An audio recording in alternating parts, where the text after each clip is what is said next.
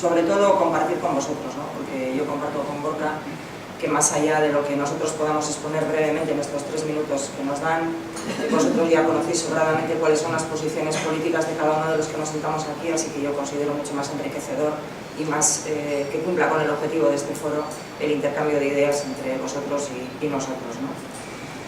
Y dicho esto, también me gustaría hacer una pequeña discrepancia desde el cariño con el representante de la Fundación Elizaola, porque cuando decía en la presentación que las asociaciones son un ejemplo de trabajo conjunto, que se entienden entre ellas a pesar de ser muy diferentes en sus sensibilidades políticas, yo debo decir que los partidos también nos entendemos. Yo creo que hay que trasladar a la ciudadanía una visión positiva de la política. No somos generadores de problemas y creo que hay que ver a Euskadi con una mirada positiva. Estamos siendo muy valientes en Euskadi porque todavía las heridas no han cerrado, ETA todavía sigue vivo y sin embargo nosotros estamos afrontando, intentando por lo menos afrontar nuestros problemas y nuestra realidad con nuestras diferencias, pero yo estoy segura de que al final compartiremos. Y por lo tanto yo creo que este es el mensaje más importante que os quería trasladar hoy, que hay que ser positivos. Nosotros, como principales retos de Euskadi en esta construcción de la convivencia en el futuro, creo que es el principal construir una memoria compartida entre todos desde unos mínimos. Lógicamente nadie debe de imponer a otro su verdad, pero tiene que haber una verdad compartida mínima y por lo tanto creo que eso es algo que por mucho que nos cueste no podemos permitirnos el dar pasos atrás. Siempre podemos esperar, pero nunca dar pasos atrás. Es fundamental la memoria, el compromiso con la memoria, porque eso va a servir para que sea un compromiso, para que nunca vuelva a ocurrir en Euskadi lo que hemos sufrido en este país en los últimos años. Por lo tanto, esas dos cuestiones son primordiales a mi entender. Y luego también creo que hay que reconocer que en Euskadi ha existido la violencia terrorista de ETA y que esta ha sido la más grave que ha marcado la historia de este país y la convivencia de este país. Han podido existir otras vulneraciones de derechos humanos y de hecho empezamos a trabajar sobre ellas en la legislatura pasada desde un consenso bastante amplio. Vulneraciones de derechos humanos ejercidas por agentes de la autoridad, funcionarios del Estado, cuerpos parapoliciales. Abordará seguramente el Gobierno también el tema de torturas y creo que todo ello para lo que tiene que servir es para legitimar el Estado de Derecho, pero también para señalar más claramente la violencia terrorista de ETA y por lo tanto la necesidad de que aquellos que han jaleado a ETA durante muchos años reconozcan que ETA nunca debió de existir y que fue el error más grande que hemos tenido en este país. Por lo tanto, ese es el núcleo en el que nosotros, los socialistas vascos, nos movemos.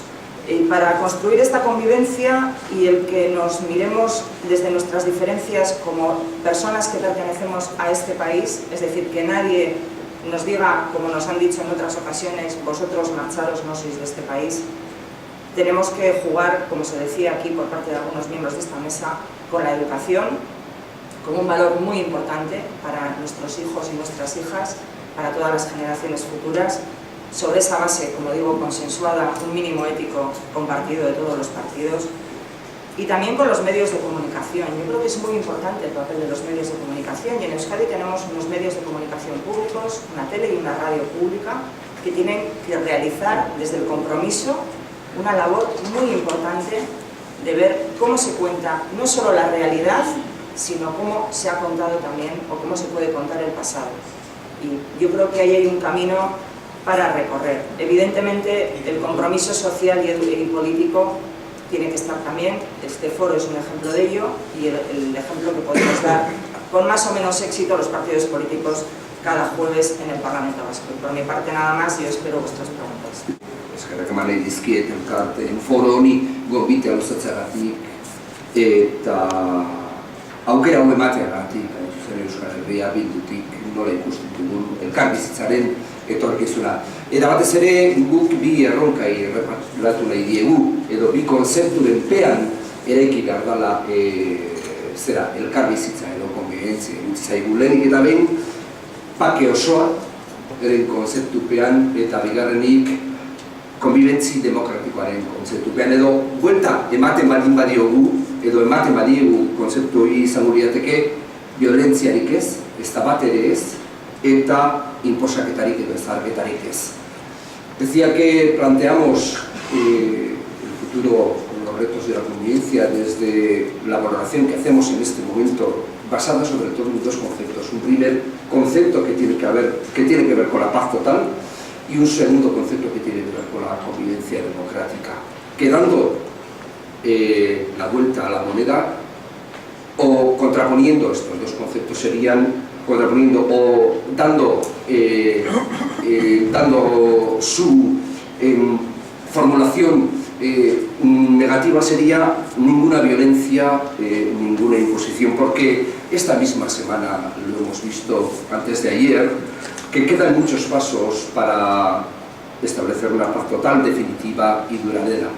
Una vez que ETA anunció el cese definitivo de la actividad armada de una manera de carácter unilateral y de carácter irreversible, un anuncio ansiado y deseado mayoritariamente por nuestra sociedad, se desnuda la cruda realidad de que ahora el causante de vulneración de derechos humanos es el Estado español.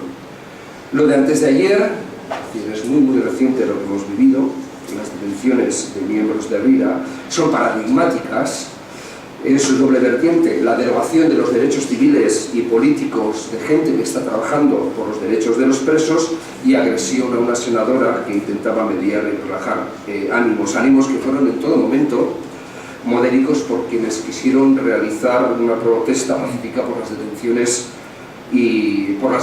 del otro día.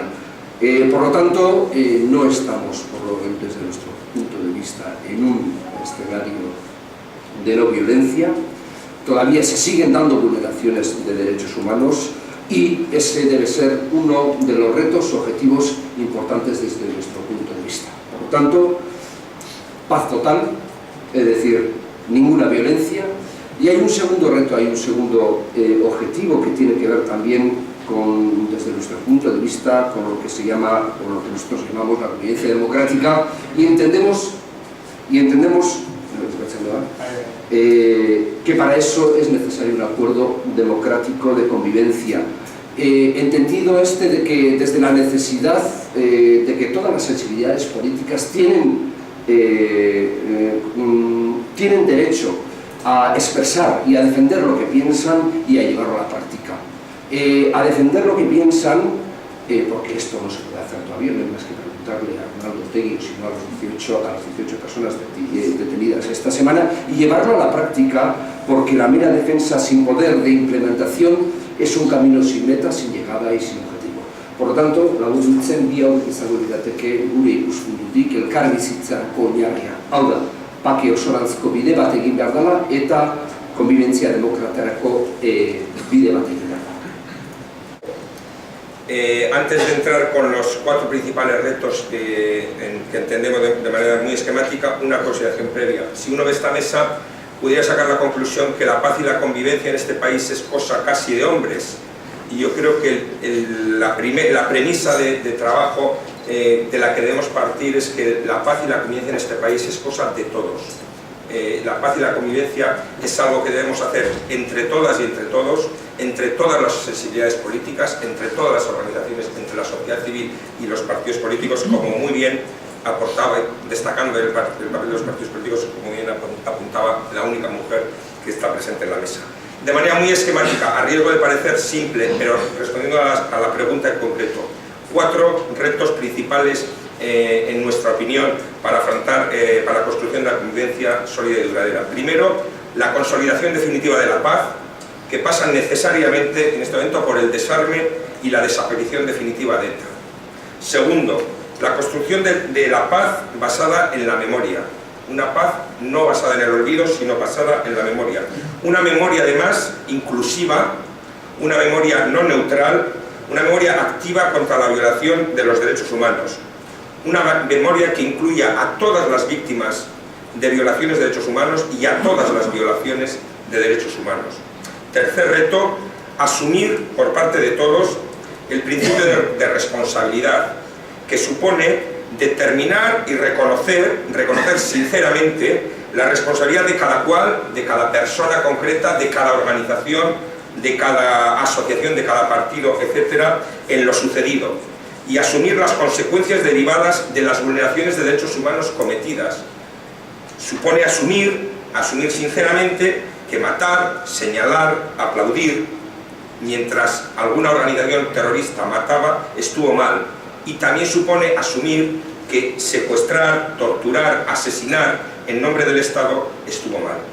Y cuarto y último principio, establecer garantías de no repetición, que pasan sencillamente por acordar entre todas las sensibilidades políticas y sociales de este país unos principios mínimos para prevenir la violencia y los conflictos destructivos. Yo lo resumiría en una frase muy sencilla que está recogida en las conclusiones de la ponencia de paz y convivencia del Parlamento de la legislatura pasada, que la vida humana está por encima de cualquier proyecto político o de la razón de Estado. Estos serían esquemáticamente los 4 grandes retos que debemos afrontar como sociedad en los próximos tiempos. Es que ricas.